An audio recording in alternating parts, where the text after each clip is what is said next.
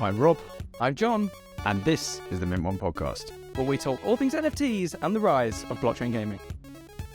So this week, we're going to let ChatGPT ask us questions on blockchain gaming. We are indeed. Wish us luck.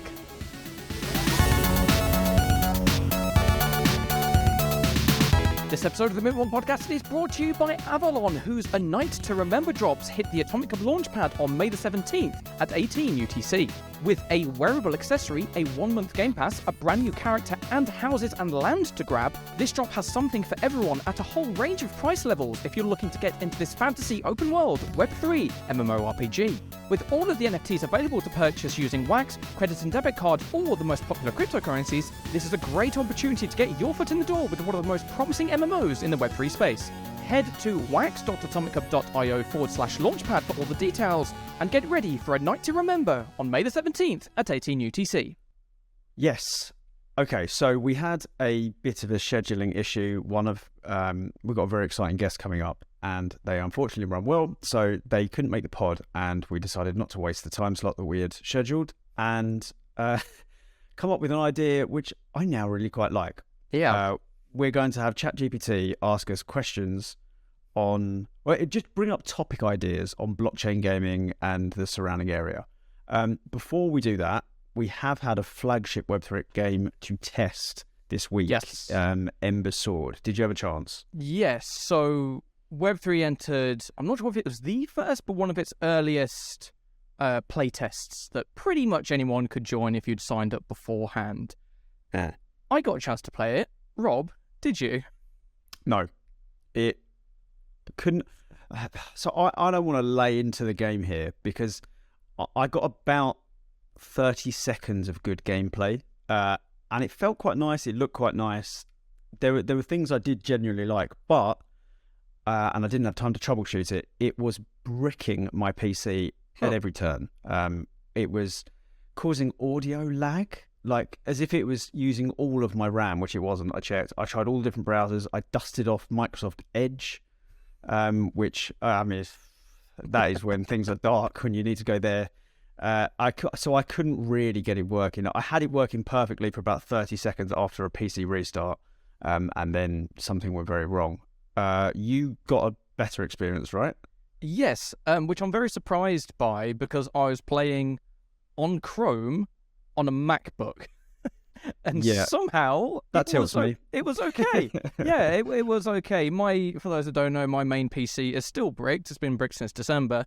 And I've kind of got used to working on my Mac and haven't had much of a reason to spend the time to fix it. The time to fix my main PC anyway. But yes, I was able to enjoy and genuinely enjoy the Ember Sword playtest. This is a project that we've talked about on the pod for a very long time. If you don't know what it is this kind of, I wouldn't quite say Voxel, but this kind of MMORPG in that kind of isometric 2.5D, but you can rotate the camera kind of style. Yeah. Kind of medieval setting with cartoony-esque art style. So, you gather resources, fight mobs, do PvP, craft items, all of that good stuff. And I think the nature of this playtest really, I think for most games when they do the first major playtest of this size is just to test that the servers can cope. And by that metric alone, they passed with flying colours. There were times where I was in the queue, it was like, you are 900th in the queue, and I was like, oh man, I'm going to be waiting for quite a long time. And I was, but it was good to see that they had that level of interest and hype, and so many people wanted to get into the game. In terms of the gameplay experience itself, very good things to report. So it's one of those games where you can kind of switch classes on the fly. So depending on the weapon you've got equipped, you can be a knight, you can be a mage, you can have a pistol. Quite why pistols exist in the same timeline as a sword and a shield, I don't know, but they're fun, so I'm not fussed. So the whole premise of the playtest was there was basically five or six main quests to go through, and they kind of walk you through the various features. So one was kind of led you to a boss battle, one led you to do all the crafting, another one kind of got you to explore the different classes and things, and it's surprisingly fluid. It it's very. How would I even describe this? There's so many games fail, or this is the downfall of so many games. Is kind of the impactfulness of combat, where games have combat, but it feels like if you shoot a weapon, you just see a health bar go down, and it doesn't feel impactful. It doesn't feel fun. Yep. And Ember Sword really has that. Whatever class you're using, using the abilities and using your auto attacks, it feels really fun. You shoot a ball, it makes its death sound, which is like seared in my memory. And it drops its loot. You take the loot, you go craft it. It's very cool. Surprisingly, both the ping and the latency were very good as well, which is impressive considering there were several hundred people in this one server at a time. All killing mobs, all doing quests. For a first stab at an MMO playtest, it was surprisingly pretty good. I'm not sure whether the items and the gold that we earned in this playtest is something we can carry forward, but I can't wait for the next playtest or the next release. It's one of those where there's clearly a lot more that they've got in the can that they don't want to share yet, but they just wanted to make sure, hey, let's make sure everything works. Let's make sure people are happy with the combat, happy X, Y, Z. And of course, there were a few bugs. I glitched underground once, and by some miracle, I was able to teleport out of that situation using an ability. Some of the instructions weren't brilliant. Like, I didn't really realize until about 20-25 minutes in that I could double jump. Which was like, I didn't see that. Yeah, I should have known that. But yeah, I very, very pleasantly surprised by it. I'm not sure what idea I had coming in, whether I thought it's gonna be amazing, or it's one of those we don't really know where to expect. But yeah, it was a very enjoyable time. It was great to see a number of streamers in the space as well. I did some PvP with Kagi-Jan, which was very cool. I think let's say it was Even Stevens, we'll put it that way. And there's plenty of other kind of known people in the space all jumping in, trying it out, giving it a go, streaming it if they could. So yeah, very, very fun. And it's a shame you won't be able to, or you weren't able to join, Rob. But I know, it's over now for as next well. time. It is, yeah. Hopefully they'll fix it. I wanted to make a video on it, which is why I was desperately trying to get in, but something was very wrong, and it didn't matter about which browser or what I had open. But never mind.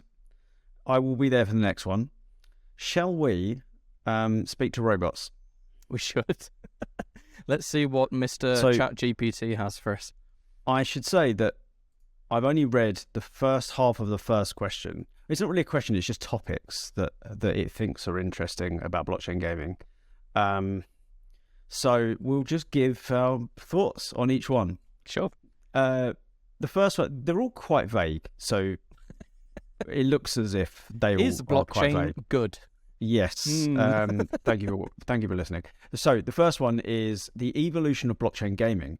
Explore the history of blockchain gaming from its humble beginnings to the current state of the industry and discuss the technological advancements that have contributed to its growth. See, this is pretty funny because we were going to have, I'm not going to name the person because it's going to spoil it, but we had someone on who previously worked for Cryptocurrencies, which is, of course, most people would class as the first blockchain game. One of, if not the first blockchain game. Yeah. That, speaking of bricking things, kind of bricked Ethereum for a while. That's why the gas fees. Yeah, that's why the team behind it have their own chain now. But more on that when they're on the pod. Yes, it's crazy to think that blockchain gaming has been around for what 17, 18, 19, 20, 21, 22, 6 years. Yeah, it doesn't feel like it's been around for 6 years. It feels like we've had. No, but really, it hasn't. No, we've had like 5 years of clickers and 1 year of maybe some games that are decent. Yes, but this is. I mean, I've mentioned a lot of what we're going to say. Perhaps we've touched on before, but the game that I always think of, there are a handful of games that I played in 2018 that are still around and that were not just clickers. Space Misfits, still going strong. It's kind of like a space MMORPG. We can get out of the ship and go walk around a station, crafting. It's a very ambitious project. That stands the test of time. That would work in today's state. Also, Nine Lives Arena, which is a 1v1 PvP RPG.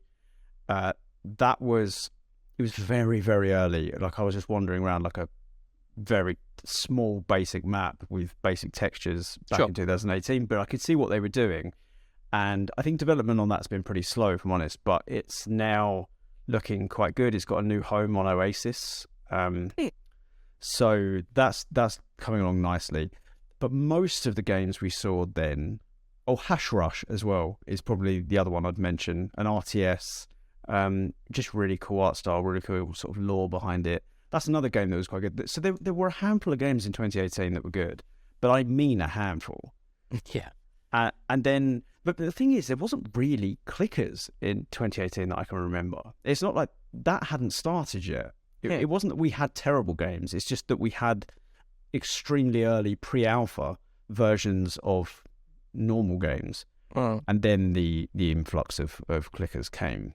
Yeah, it was weird. When I came into the blockchain space kind of early 2021, I just realised there was a term or a word that you used to see an awful lot that you don't see anymore, and that's a faucet. Faucets just don't exist anymore, do they? Token faucets, it's... But I remember when I first came to Wax, I was like, oh, okay, here's a faucet for this token and this token. Like, oh my God, yes, please. But yeah, that doesn't really exist anymore. It's weird that blockchain gaming started off with, CryptoKitties, which we'll touch on that in a few weeks' time. But, it started off with, I guess, more proper games, so to speak. Then kind of dipped into, hey, here's a way to earn a token that's not fun, but we're going to call it a game. And now we seem like we're climbing back up to proper game experiences being the expectation, which is cool to see. Yeah, well, I think people just realise that it takes an awful long time to create a game. And if we want to cash in on the hype, we need something with a quick turnaround, which is why we saw a lot of TCGs, we saw a lot of clickers, a lot of things that you could do without much development and testing time, as you didn't really have it if you wanted to capitalise. But now the people who were perhaps longer sighted about it and decided that this was real potential and the hype wasn't necessary to their game success, high five to them, they're now starting to come good. So there hasn't been a massive amount of change, and there has in equal measures. We've come almost full circle, but there was a rubbish bit in the middle of the circle, which I didn't particularly enjoy. Let me see what the robot has next for us. Play to earn revolution. Oh, you can tell it was... when was it? September 2021, 21, wasn't it? Yeah, that is when the knowledge of ChatGPT stops. Delve into the play to earn model and how blockchain gaming is empowering gamers by... It's reading articles I've read, I'm sure. Is empowering gamers by providing new income opportunities and analyse the impact of this trend in the gaming industry as a whole. So... I would say play to earn is, if not dead, fully reimagined, wouldn't you? It certainly doesn't exist in its previous state. Yeah, I think we're long removed from the days where... I was going to bring up Thetan Arena, but that's actually kind of fun. But I think we're far removed from the days where people just play games, earn tokens to make money. Yeah, and I use game very loosely there. Yeah. We had Gran Hasley from Undead Blocks on, and he was like, "Hey, yeah, there is going to be a way to earn, but the game needs to be a good game, and that's what the focus should be, and is heading in the direction of." So. And that's a good thing, at least from my perspective. 100%. The focus was on the wrong stuff. I've said this a million times, but I don't mind earning if it's merit-based. And I also don't mind earning if there's a lot of effort put in, or if you're particularly innovative, or, if you play your game's market in some way, corner a niche or whatever, that's just mimicking real life. The demand is always capped, so... It's not Mongrel's fault that someone wanted to pay him $1.6 million for a key here. I mean, high five to him. If he has the ability to do it, or if anyone watching this had the ability to do what he did, you would have done it. So... Exactly, yeah. I don't mind that kind of stuff. It's this weird cycle where it's like some sort of job. Like, do you remember the very, very, very early stages of blockchain brawlers? I had an alarm on my phone that went off once an hour for about 6 months or 4 months or something. It was insane. At every meal, I was going, sorry, I've just got to do that. And eventually people go, well, why is your alarm What are keep you going doing? off? Yeah. I don't want to talk about it. I've got to press a button. Like, it was so stupid. But Yeah. at least that was heading towards something. A lot of the games, that was the beginning, middle, and end of the gameplay. I don't miss that, and it ties into the first question the robot asked us. So I think we've moved on from that to an extent, and I think it can still exist, but it definitely needs to reform as something more valuable to the game's ecosystem, not the entire game. Yeah. I don't want to unpack this point because I feel it could take an entire episode, but Okay. the history of play and earn is a lot longer than just the last 6 years.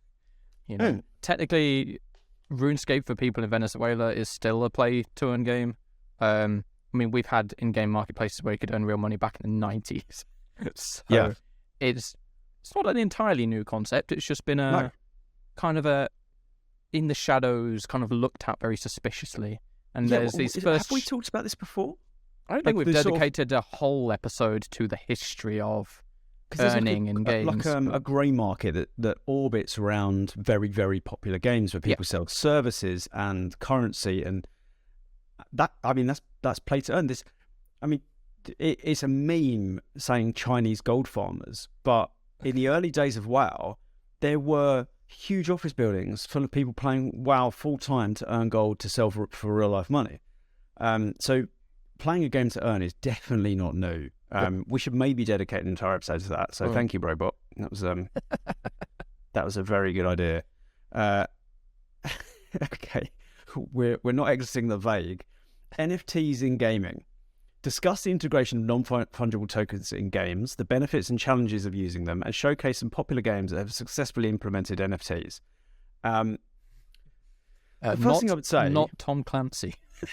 Not Tom Clancy, no, that is a dreadful example. First thing I would say is I think we are heading towards another shift in what it is to have NFTs in your game.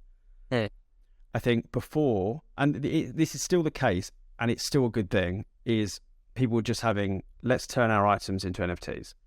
I think that is the bare minimum way of implementing NFTs into your game, but it is a good bare minimum, and it's a massive improvement on them not being NFTs, particularly if you've bought them or you've had to farm them or they're rare or whatever. So I think that's good. But we're now seeing a lot more innovative ways of using NFTs in games. NFTs that have utility, as well as NFTs that are dynamic and that track things. I never know how to say the company name. Is it Steppen? You know, the walk to earn thing. Yeah. Like their NFTs are dynamic, and so is that other one where you've got a little creature that you level up by moving. I can't remember the name of it. Keep going to say Genopets. I don't know if that's it or not. That just made me think of Geopets. Do you know what? Oh wow, that is a throwback. But the point is that these NFTs are dynamic now, and if you look at Sony's patents for the PS5 that involve blockchain technology, they are all analytical. The NFT, if you have an NFT gun, it will record who you killed and when and where, and it's got all these cool analytics. So, NFTs in games, I think, will become more complicated than they are at the moment. Yeah, absolutely. And I know there's still overpriced JPEGs is a meme for a reason, obviously. Yes. But I think we're starting, or at least from what I've seen in normie land, let's call it, there's much less of the, I've right-click saved your NFT and now I own it. I think that's kind of... I think people are bored of that people joke. are kind of bored of it. Like, it's not funny. Well, maybe it is funny in some situations, but I think people are maybe even subconsciously realize there's more to it than that now. And there is, I feel, a shift happening. I think we're in the very early stages of this shift. But I think we're on the road to NFTs in any medium, whether it's tickets, on Reddit, with your games or whatever it is, being viewed as something that can be useful and can have value, depending on how and when they're used and implemented. But I think we're slowly fighting the preconception there. Okay, I like it. let's pick up where we left off. We got to question 4, I believe, of ChatGPT's robot questions. And this was about building a blockchain game. And it said, it's suggesting a podcast episode, which we've done many times. It's interviewed game developers who have created blockchain games and learned from their experiences and stuff. We've done that. And are there any sort of threads that you can tie together? I mean, we've had Michael Sanders, Grant from Undead Blocks, Michael Rubinelli, Matt Thoyes from Big Time. I've almost certainly missed someone. If any of them are listening and have recognised we've not mentioned their name, I apologise. We're so sorry. But yeah, it's been interesting to have such a diverse cast on in terms of guests. Not just people that are building, Web3 games for the first time, but people that have been in the games industry for 20 years, people that have dropped out of, investment banking in one instance to go and make Web3 That's games. Grant, isn't it? It is Grant. Yes. As Michael Rubinelli, then Grant, if I'm correct. Yes, it is. Yeah. And then of course Lane, who has been in the space since the early days, since CryptoKitties, which kicked all of this off. So it's great to get such a range of perspectives. So one thing that I think kind of ties them all together is they all view blockchain tech or Web3 in general as something that can really enhance what the games industry has offered up to this point. They're not in this just so, hey, we can make 300 million or whatever, or they're all in it for the right reasons. They believe in the tech, and they believe in how, at the end of the day, it can make the player experience better, and that's what we want, and that's what we hope will happen more and more in the years to come. Yeah, I think there's probably a lot of threads that run between them. I think one is the sort of early difficulties of having to solve problems, because there's not many out-of-the-box solutions. There's more now, but certainly if you started development a year or two ago or further back, the further back you go, the harder it has become to do. I think we're in a good state now, and Unity are working in Web3, and there's lots of plugins, and obviously Epic Games and the Unreal Engine is going to work seamlessly with blockchain, given their position on blockchain. But I think it has been a bit of a struggle, which I think would have put off a lot of the AAA publishers. Having to solve these things in-house becomes much more expensive when you're not in an indie studio as well, and you've got to go through all the right channels and make sure everything's regulated and above board. So that was one thing that stuck with me about all of these interviews, is I think they've all had to sort of overcome some stuff. Yeah, they have. And, these are the people that are laying the groundwork for, the big AAAs and everybody else coming in to build on top of and create, the Web3 gaming space of the future. So, they're putting the hard graft in. They are. That way. And I'm sure they'll reap the rewards of that. I'm sure many people that come after them will be able to do the same. Yeah. Okay. Question 5. Where did that just go? Okay, there we go. Gaming metaverses, and I was saying to John before this episode, I haven't read these questions in the interim. I screenshotted them and I saved it, and that's it. So there's a good chance some of these don't make any sense. But coming in fresh. Yes, gaming metaverses and blockchain explore the rise of decentralized virtual worlds and how blockchain technology is enabling the creation of open, user-owned metaverses in gaming. That's so vague, it's almost boring. Yes. The only thing that grabs me about that question is user-owned metaverses and games. I really like that point, and I think that's something we've only recently started exploring with DAOs, where essentially, I mean, Alien Worlds is pretty good at this with their 3 factions are all DAOs, and you vote on what you want to do. I'd be remiss if I didn't bring up EVE Online. I've probably brought it up in the first half of this episode and have forgotten, but EVE Online did very well with that kind of like a DAO style thing where people vote on what they want, and that you have like a council of people that are knowledgeable about the game. I like that. Whether it becomes a camel as a horse designed by committee vibe and they just kind of ruin it, I don't know, but it seems like a good test for me. So I like that bit about that question. Does anything jump out at you? The first thing that came to mind with this question is, do you know the YouTuber Folding Ideas, aka Dan Olsen?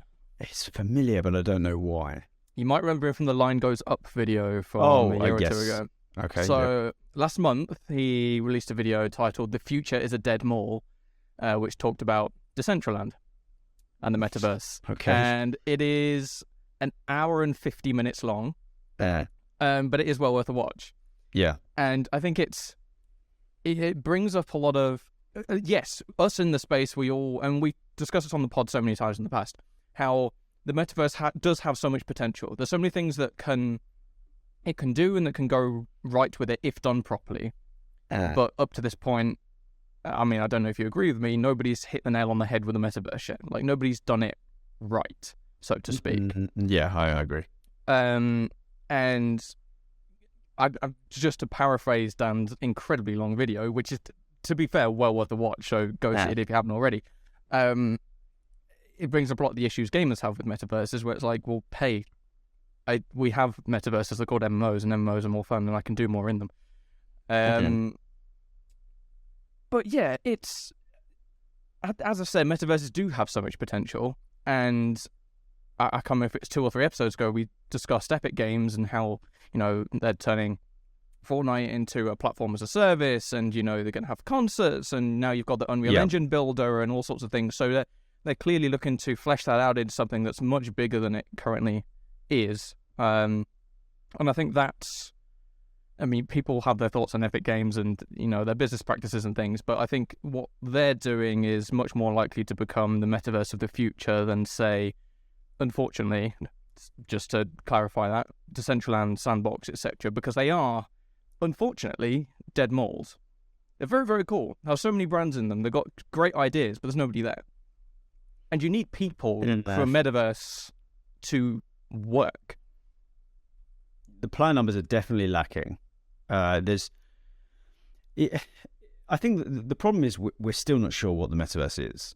We can pretend and by we I mean everyone. We can pretend we know, but we're not really sure. What I think we're heading towards at the moment, particularly as you say, Fortnite is kind of doing this, is a combination of like a meta game, which is, I've said this before, I know it's confusing to put it in those terms, but like the Sandbox and Roblox, they kind of have games within games. Yeah.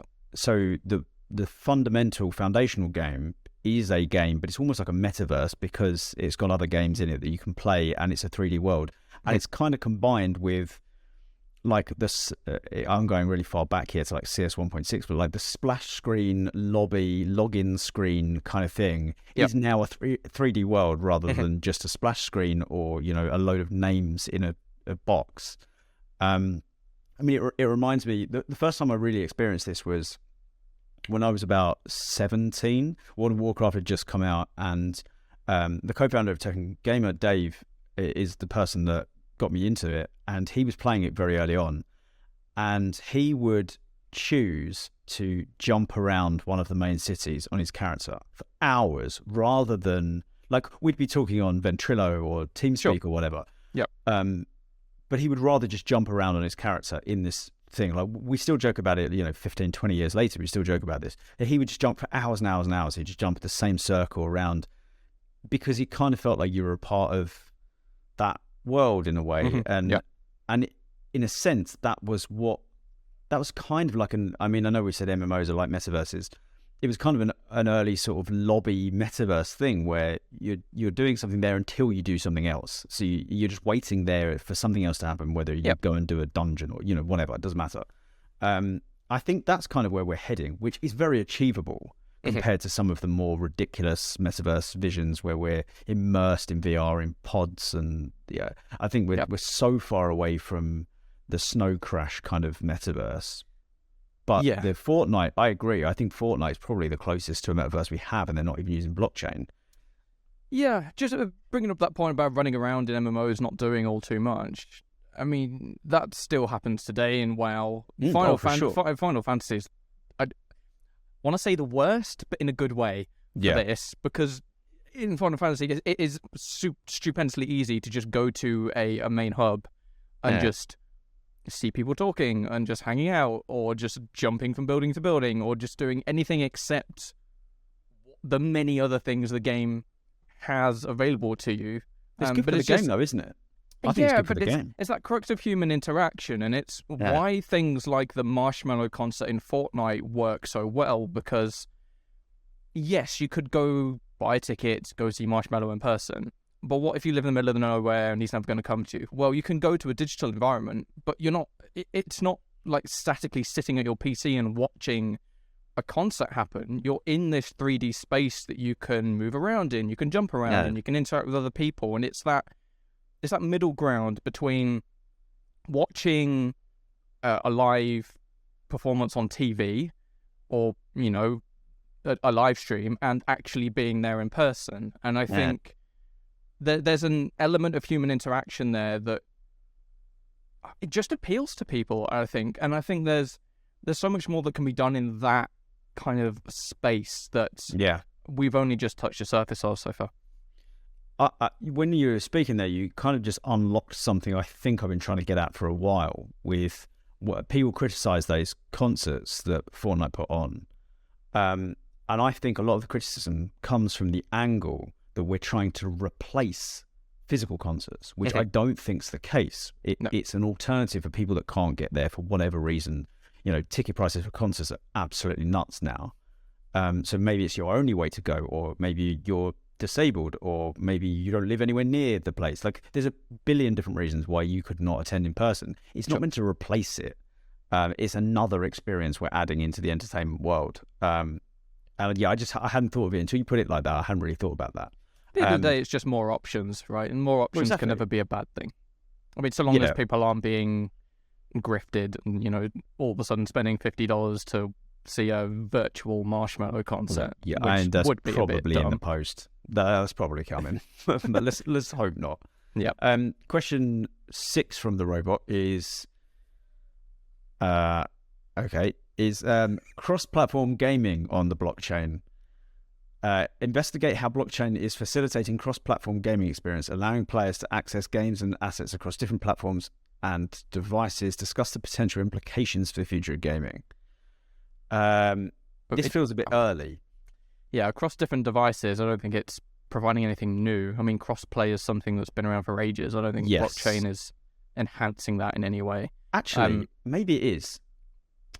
Theoretically, maybe it could, I should say. Yeah. I mean, at first glance, that question feels very early, but blockchain could enable the ownership of an item across multiple platforms much more easily than we had before, because it is referencing an actual, the literal same item, whereas now you're referencing a item type, and it presumably each iteration of the game generates a version of that, which would still happen, but at least you'd be pointing towards the exact same thing. Yes. I think there's something that, I mean, the problem with reading these questions and answering them on the fly is I haven't had time to put real thought into that and research it. But I think the main issue with cross-platform blockchain gaming is, yes, you can log into your MetaMask on PC and on mobile, but you can't log into your MetaMask on PS5 or your Nintendo Switch or something. So there's still a level of incompatibility there that we need to tackle. But I mean, who knows? We're seeing quite a lot of blockchain games want to be equally playable on both PC and mobile, and quite frankly, quite a lot of games. I mean, Genshin Impact's the first one that comes to mind. I mean, you have a virtually identical experience whether on PC or mobile, and I think we're going to see a lot more games go in that direction, just because you get to reach a bigger player base. I mean, mobile gaming is such a large audience that if you can, it makes all the sense in the world to at least make your game available on mobile. Yeah. Well, yeah, it's just the convergence of size of audience and increased power of phones now. Like what was the Ni no Kuni? The first time I logged into that, I was like, hang on, like, where's Snake? Because this is not what I see as a phone game. That it run beautifully. Like, I don't think it ever dropped below about 40, 50 FPS, which I'd want more than that on a PC. But looking at a game that good looking, that expansive just felt wild. So I think very that's quick right. tangent. Ni no Kuni has my biggest pet peeve with those types of MMOs: the fact that you can just press a button, it will play the game for you. Bizarre. Like, why am I here? Why do I need to? I thought about that a lot when I first played it. I was thinking about that a lot. Like, it's obviously not playing it optimized. So is it a problem? I don't. Are they just farming numbers? Are they farming how long people are in the game for so that they can sell it to shareholders? Perhaps I don't know. Decision. But obviously, when you get to end game and you're doing like end game raiding and things, then it makes sense to take over. But yeah, you can go from the very start of the game to pretty much near end game and not touch anything and just have the game play it for you. Yeah, it's a bit strange. Very It feels like a management game. Yeah, anyway. Strange. All right, robot question 7. The role of cryptocurrencies in gaming. Analyze the use of cryptocurrencies as in-game currency. So let's just call it tokens, which I mean it's cryptocurrency, but still. And discuss the benefits and drawbacks of this approach compared to traditional in-game currencies. Great question, robot. First, I would like to high five the robot for that. That is an excellent question. That's a very good question. I take World of Warcraft. I don't think it'd be a good idea for WoW Gold to all of a sudden be a token that people can buy, sell, and trade. I do think it's very difficult to base an MMO or any type of game around having a fungible token as its main, as the main kind of currency that people buy, sell, trade items, interact with NPCs and shops. Like it's very difficult to balance correctly. I think this is something Ni no Kuni does a little better, where you have the base in-game currency. I can't remember what it is, but it's just your typical virtual currency. Like, it's not fungible. And then you have these premium currencies on top of that. Now, yes, there are big issues with premium currencies and, how it gets around gambling regulations and all this kind of thing. Yeah. But I just think it would be very, very difficult for a game to base its economy around something that's fungible. You could argue that RuneScape kind of does this because buying and selling RuneScape Gold is so easy and so widespread, but that's not authorized by the developers. That's black market, real money trading. So yeah, I don't know what your thoughts are. I don't know either in any real depth. I agree. The thing we're all trying to avoid is pay to win. Pay to win is the enemy of good games, good multiplayer games. So that becomes a problem if it's freely tradable as a token. So multi-currency economies, although I don't like them. I mean, do you remember Diablo Immortals? Like, just how ridiculous. many currencies did they have? It was at least 7 or 8. Yeah, it was obscene. I think crazy. It's more. I think it was in double digits. It's absolutely ridiculous. So I don't like that. The other way of doing it is fixing it the opposite way round, where you stifle trade, so you can't buy and sell much. You couldn't just buy the best gear because it's bind on equip or bind on pickup or whatever. I'm not sure. I think a tokenized economy works in a lot of ways, and people that are saying, you couldn't have it in a lot of games because people would just buy it, that happens already. I mean, that already happens. And companies have started catering to it because there was too much money on the table they weren't taking. Like Blizzard added the WoW token, CCP added the Plex, PLEX, which is where you buy game. It's just, you basically buy game time for in-game currency, but it means people can buy the game time and sell it for in-game currency. So they've just rebranded it and done it. I guess in a way, World of Warcraft is a good example of how it could possibly work. Because you can't buy the best gear. You can, but you have to buy in-game services from real people and do kind of the shadier side of things. Yeah, I mean, people say that the WoW token ruined the game, but from Blizzard's point of view, it's a no-brainer. The amount of money they've made off of WoW token is ridiculous. Insane. There was just so much money left on the table, and they were hemorrhaging players. So it just made sense. And they've continued to hemorrhage players. I mean, I know they're putting a lot of marketing budget behind promoting Dragonflight right now. I keep getting ads for it, which is Yeah, I get a lot of ads for it. Yeah, I mean they're still doing quite well. I don't believe they publish their subscriber numbers anymore, but They don't. I mean, last time since 2010 or something like that. Yeah, last time I looked, they were falling far behind Final Fantasy. So, you know, if they see the game dwindling and they're like, oh man, game's dying, let's make as much money from it as we can. Yeah. I can't blame them for implementing the WoW token, even though it's fundamentally bad for the end user. Bad for the economy, the gaming economy, for sure. It Everything becomes diminishes. inflated. It diminishes the value of in-game items, which, you know, it used to be, hey, if you got Frostmourne or something, that was an achievement. You couldn't just go and buy a Frostmourne. But now, if you have, you know, $1,000 in the bank, you can just buy a WoW token, sell it, and then buy one off the in-game marketplace, which kind of diminishes the... Well, you still couldn't get the best stuff, but you could pay people to let you take the best stuff from raids and things.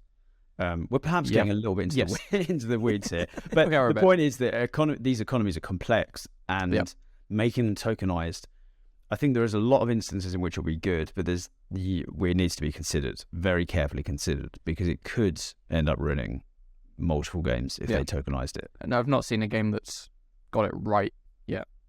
No. At least not one that has enough players to really analyze whether it's That's the thing, done it right or not. Yeah. Yeah. Okay, right. Robot question 8. This proves I haven't read these, is about DAOs in gaming, which we basically covered. And we just rabbit on, like the time is ticking. So let's go on to 9 is right up your alley. Legal and regulatory challenges for blockchain gaming. That's a big ask, to examine the legal and regulatory landscape surrounding blockchain gaming. God. I can TLDR it, which is basically in the UK, the US, and the EU, there's so much regulatory conversation going on at the moment. It's ever changing. Nobody quite knows what's going on. People are just doing the best they can, and you just need to keep your ear on the ground if you're a collection, a project, or a chain, or a marketplace, or whatever, to do the best you can. You could argue, and I'm sure some regulatory bodies will argue, that the use of tokens to, let's say, purchasing tokens, then you use the tokens to buy packs or loot boxes, just gets around some of the regulation they put in place a couple of years ago to try and get rid of loot boxes. So I'm sure that's going to be targeted quite soon. But yeah, I mean, who knows? It's one of those tough ones where, you know, I'm a big believer in regulation. We had Lane on the podcast last episode, and in a written interview with her, she talked about how regulation can be a really good thing for blockchain. But what else can I say other than that, really? I mean, we're in it was a Wild West in 2021. I think it's slowly becoming less and less of a Wild West today, but there's still a long way to go. And that's really it. Yep. I'm not really going to add much. I'll do a mega TLDR. I think that nobody is really looking at blockchain gaming specifically, and that it's going to get swept up in the NFTs and token regulation. And I think at the moment it's just going to be part of that, and that maybe people will drill down into blockchain gaming after we have some sort of foundation. But we do need regulation. I agree. I think most blockchain games don't have things like ESRB ratings and stuff at the moment, which which is a problem as well. Yeah, we need that kind of thing for blockchain games to really take off. Definitely. At least I think, anyway. Yeah, no, I agree. Okay, well, the final question is nice. It's a nice softball. The future of blockchain gaming. Speculate on the future of blockchain gaming, discussing emerging trends, technologies, and potential disruptions that could shape the industry in the coming years. I'll let you kick off on this one. I think I know where I'm going to go, but take it away. I think I'll probably just reiterate the thing I often say. I don't believe there's going to be one big project that just normalizes blockchain and NFTs in games. I still don't think that's going to be the case. I think it's going to be a slow bleed. I think people are gradually... I mean, if you look at the Sony patents that they're filing for consoles, they're looking at just sort of renaming things. They're not calling it... They're calling them like digital assets, and then they're calling it a decentralized network rather than a blockchain. And they're using a lot of these euphemisms to go at the same thing, and I think we'll just slowly see it implemented. I think you'll barely notice that it's happening. A lot of, like, if you're just a traditional gamer, you'll probably forget. You still remember the NFT hype, and you'll remember the backlash. You'll kind of forget what the whole problem with it was, and it'll just, as things become smoother and they stop melting polar bears, which is basically the point now we're at. Yep. I think they'll just bleed into games. Ecosystems like Epic Games, they're already doing it. There's like 12, 14 blockchain games on the Epic Games Store now. I think Steam will row back, and they'll allow things to be implemented, and Sony will start implementing it, and Microsoft start implementing it. It'll gradually happen. But I wholeheartedly, as strongly as I did in 2018, believe that blockchain technology will be a fundamental part of gaming in the future. Yeah, absolutely agree. Summary. Absolutely agree. Very quick tangent. Not many people are aware of this, but there's like a patent war going on right now in the Web3 space. Yeah, with different organizations. I mean, it's very much not on the surface, but there's a lot of Sony has patents, particular blockchains have patents, and at some point it's all going to blow up in court. But we'll see when that happens. But yes, I don't think blockchain games are going to replace traditional games in any means. I do think they will change player expectations. But it'll almost be like just a new genre of gaming. Like, you have your racing games, you have your RPGs, you have your MMOs, and then you have your blockchain-powered games, or whatever the hell they're called. I do think, given 5-10 years, there'll be more of an expectation from players that, hey, why can't I trade this item? Why can't I go sell this somewhere else? Yeah. And as I've said before, there's big questions to tackle when it comes to, the tokenization of everything. And, do we want, for example, the ability for anyone who plays NBA 2K every weekend to, get enough money to buy their pizza in the evening? I don't know whether that's a good or a bad thing. There's massive implications that I'm nowhere near qualified to answer. But yeah, I think there's clear benefits to having blockchain technology in gaming, but there's a lot of cultural issues, there's a lot of messaging issues, there's a lot of areas we need to tackle before I think we're ready for that mainstream adoption, and it will take multiple games to do it. I do think Epic Games and Fortnite are likely to be one of the driving forces, but they won't be the only one. I've been looking at trailers for some upcoming blockchain games at the moment, and they make a point on YouTube to not put blockchain or NFT or Web3 in the titles, and it will just be on the website, and you'll go into the comment section and people are like, oh, this game looks really good. Some people saying, oh, it's a cinematic, we have to wait, blah blah blah. And you get halfway down the page and there'll be one comment that's like just a quote from their website, like, oh, so and so is a blockchain powered blah blah blah, and all the replies to that comment like, oh, as soon as I saw blockchain, I was completely turned off it. Don't want anything to do with it, blah, blah, blah. So there's a lot of work to do. But once we get some of these good quality games into the hands of gamers and they try it out and they see that blockchain, NFTs, Web3 isn't this big scary thing that they need to run away from, then I think there's a strong future for NFTs in gaming. But time will tell. Yes, I mean, I agree with all of that. The only thing I think will happen that's perhaps a little bit contrast to what you said, or at least I think it will happen, is that ironically, the more popular blockchain games become, the less we'll call them blockchain games. It will just blockchain in games will become normalized, and like you said, people just expect it. Just need to stop calling it blockchain. I mean, it's just like we've said a million times. It's a tech that runs behind the scenes. We don't want it separate from other games. It's something that should improve all games. But we've just got to wait for that to happen. Yeah, it's like NFT Insider doesn't describe itself as an SSL certified website on IPv4. With it's a website that has Web3 content on it. So we need to get to that point in blockchain games. We're probably further away than we would like, but unfortunately, it's coming.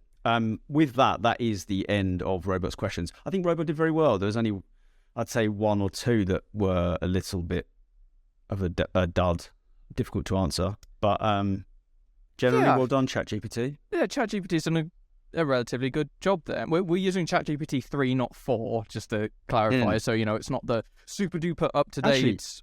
Or are you?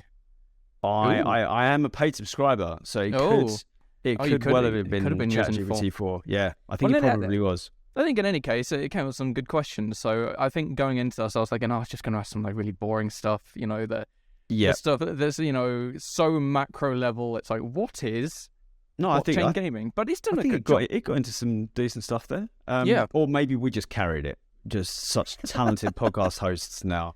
Well, we've carried this podcast through 64 episodes thus far. We have. Yeah. So, okay, John, where can people find you? Look to the camera, as you always say at this stage. NFTinsider.io for the latest Web3 blockchain gaming NFT news. A whole bunch of stuff going out at the moment. A lot of interviews from NFT NYC. So if you want to hear the latest from Metalcore and Shrapnel and Moom and Valeria Games and all sorts of other people, go check those out.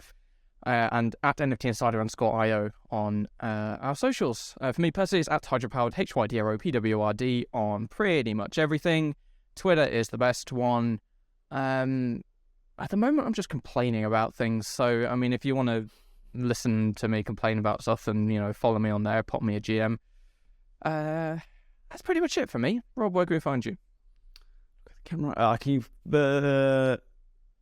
Have you forgotten what your website is, Rob? No, I had something I was going to add, and then I was like, I'm not looking at the camera, and that pushed out the thing I wanted to include. Well, TokenGamer.io is where you find the latest blockchain gaming news. You should be using our app, the Token Gamer app on iOS and Android. It now has Polygon. It has Wax for both your wallet and your NFTs. You don't have to do any sign-in transactions. Everything's safe. You just look at stuff and see what's worth what, and which is your most expensive NFT now, and which is now your cheapest, which is obviously a sad affair often. Some of mine have gone up recently, which I've been pleased to see. Every now and again I'll give it a little refresh and see. I have a couple of very decent float value skins on the Forge Arena, and they've gone up in value, so very cool. I'm pleased with that. LinkedIn, Twitter, just Token Gamer. You'll find us anywhere you want to find us, really. And if we're not there and you want us to be there, let me know and I'll maybe turn up. Don't know. Can't promise anything. I'm not overly enthusiastic about new social media. Yeah, I think that's everything from me. Awesome. Well, there we go. Episode 64 of the Mint One podcast, finishing 2 weeks after we started it. But yep, there we go. Long episode, that one. Yeah. Thank you very much for watching, everybody. If you're watching on YouTube, like, subscribe, and leave a comment. Just let us know you've watched it or what your favourite part was. It's always great to hear from you guys. Follow us on Twitter at Mint1Pod, and if you're listening on Spotify or Apple Podcasts, 5-star podcast review would be amazing. What? Is there anything else I need to add? I don't think there is. That's pretty much it, right? No, yeah, just shower us with adulation and 5 stars and comments. And be on your way. Perfect. Well, there we go. Episode 64 of the Mint One podcast is in the books. Thank you very much for tuning in, everybody, and we hope you tune in again next week.